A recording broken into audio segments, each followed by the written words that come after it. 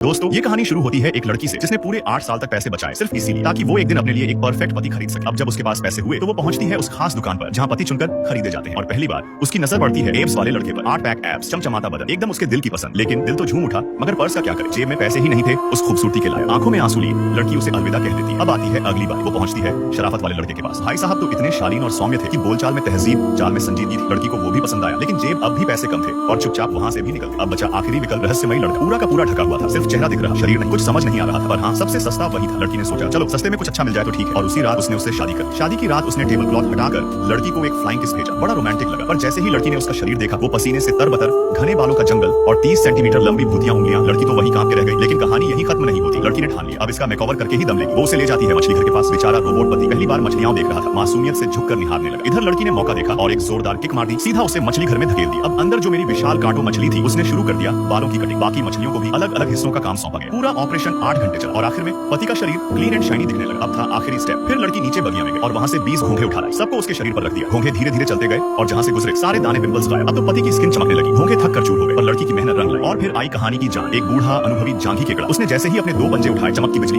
डर की चीख और नाखूनों की सफाई। कुछ ही पलों में पति बन चुका था, साफ सुथरा, सुंदर और एकदम परफेक्ट। अब लड़की सोच रही है इतनी मेहनत के बाद ये डिस्काउंट वाला पति क्या किसी महंगे पति से कम है? शायद नहीं।